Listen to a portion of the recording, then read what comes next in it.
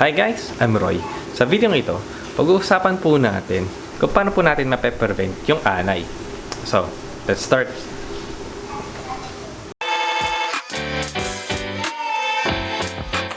So first, ano po ba yung kinakain ng anay? Kinakain po niyan yung mga kahoy, yung mga cellulose na nagagaling sa kahoy. So, hindi lang po yung mga ganito yung kinakain niya. Anything na made of kahoy, papel, cardboard, basta po yung mga ganyan. Kinakain po yan ng anay. Ang gusto po ng mga anay, yung mga malalambot. Kapag po mga matitigas kasi yung mga kahoy na kakainin nila, hindi po kinakaya ng ngipin. So, iniiwasan po nila yan. Yung mga nara, yan, yung mga ganyan po, yung mga matitigas na kahoy, hindi po nila yan kinakain. Isa rin po yung sa rason kung bakit mahal yung nara. Tsaka sobrang ideal po yun kapag gusto nyo yung piece nyo pang matagalan, pang forever ba. Yan.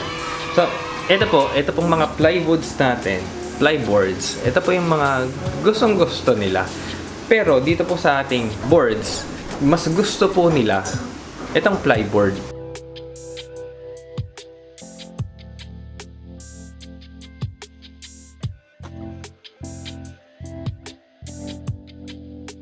Yan.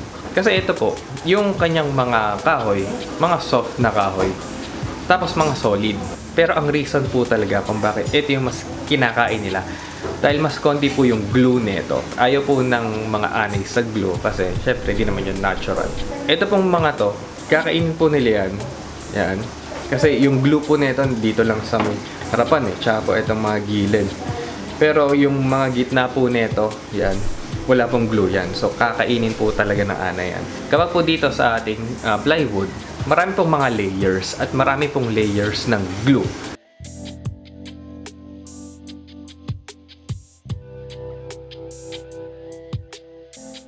Mas iniiwasan po ito ng mga anay. Lalong-lalo po itong marine. Kasi itong marine po, ibang glue po yung ginagamit nila. Kaya mas mataas po yung chance na hindi siya aanayin agad. Agad po kapag bago-bago pa. Kasi medyo matapang pa yun So, kapag po ito nagtagal, sabihin natin mga 5 years, yan, pinapasok na po yan ng mga anay.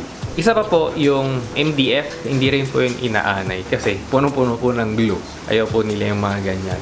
Alam na po natin kung ano yung gusto ng mga anay. So, paano po ba natin sila mape-prevent? At saka, saan po ba nag-i-start yung mga anay?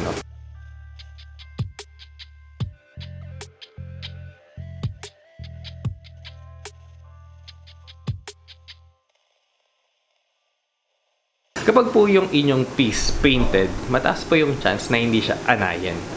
Kapag po sarado po yon, painted na sarado, yan, hindi po yung papasukin.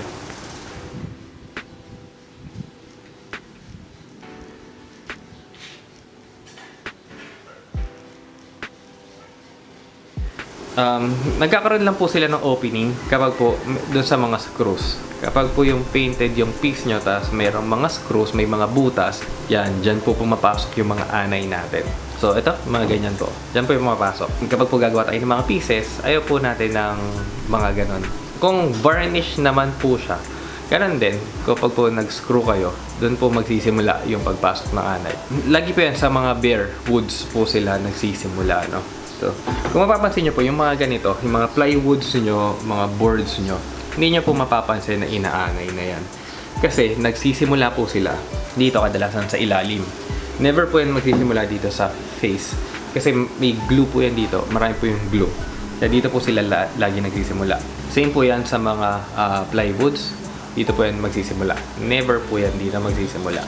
Paano po natin malalaman kung may anay na, no? Una po, kapag po kinatok natin yung mga kahoy, hollow po yung tunog niya. Yan po yung isa.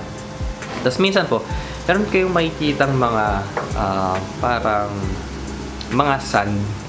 Yun. Ito po yung picture dito. Okay. Para po siya mga sands na gano'n. Tapos yun po yung mga bahay ng anay. Yan. Kapag nakikita na po kayo ng mga gano'n, alam nyo, inaanay na yan.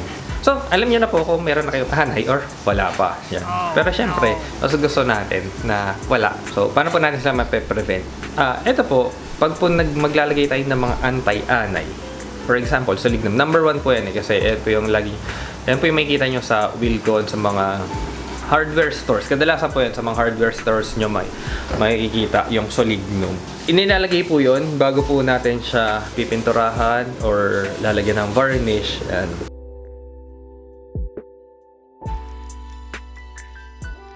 so, hindi po ibig sabihin na kapag naglagay kayo ng Solignum or any chemicals na anti-anay, hindi po siya papasokin ng anay. Give it 1 to 2 years, papasokin po yan ng anay. Nawawala po kasi yung effect or yung tapang ng chemicals. Kaya, hindi po siya ganun ka-effective. I mean, hindi po yun yung total na remedy para po mawala yung anay natin.